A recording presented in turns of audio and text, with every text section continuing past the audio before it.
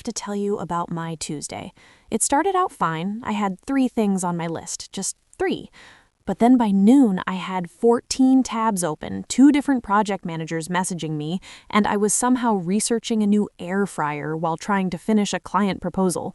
I felt like I was running at full speed, but I ended up exactly where I started. It is that feeling of being an inch deep and a mile wide. That is the classic trap of the modern world. We're told that more is better, more options, more tasks, more goals. But when we try to do everything, we end up making a millimeter of progress in a dozen different directions. You are not actually getting anywhere, are you? No, not at all. I'm just tired. And the worst part is, I felt like I was being productive because I was busy, but looking back at the day, I did nothing of substance. Why do we keep doing this to ourselves? Why is my default setting always more? Because we've been conditioned to believe that busyness is a badge of honor. We equate it with worth, but essentialism, the core of what we are talking about, is not about doing more. It's the disciplined pursuit of less. It's about pausing to ask, am I even doing the right thing? The disciplined pursuit of less. That sounds so nice in theory, but it feels almost impossible when the world is constantly shouting at you to do everything. It sounds like I have to be a monk or something to actually achieve that. Not a monk, just a deliberate editor. Think of your life like a cluttered closet. Most people try to organize the clutter. They buy better bins, they move things around. But an essentialist asks, do I even need this shirt? If I did not already own it, how much would I pay to get it? That's a big shift. Usually I'm just trying to fit the new shirt into the drawer. You're saying I should just get rid of the drawer entirely if it doesn't serve me? Exactly. It's about moving from I have to I choose to.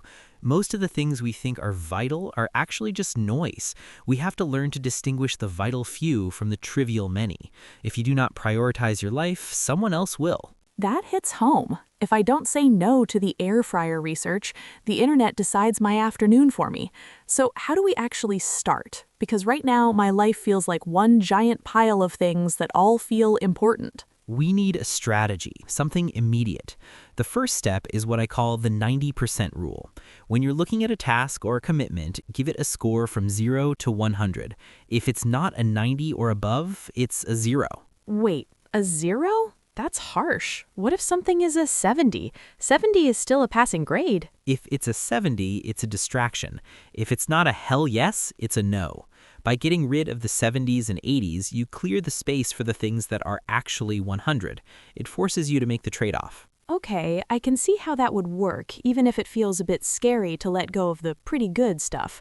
What's the second step? The second step is to build a buffer. We always think things will take less time than they do. We plan for the best case scenario. An essentialist plans for the everything goes wrong scenario. If you think a task will take 30 minutes, give yourself an hour. I'm definitely guilty of the "it'll only take 5 minutes" lie. Then 40 minutes later, I'm stressed and late for the next thing. So basically, I need to stop lying to myself about time. Precisely. And the third step is to edit. Just like a film editor takes hours of footage and cuts it down to the best 90 minutes, you have to look at your calendar and start cutting. Not because the stuff you're cutting is bad, but because it's not the best. So 90% rule, building a buffer, and active editing. I like it. But here's the yeah but moment for me. What about my boss or my family? I can apply the 90% rule to my own hobbies, but I can't just tell my boss, sorry, this project is only a 75 for me, so I'm not doing it. That's the hardest part, the social pressure.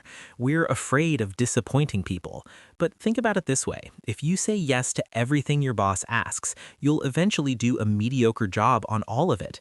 You're actually failing them by saying yes to too much. So you're saying that saying no is actually a form of respect. It's a form of integrity.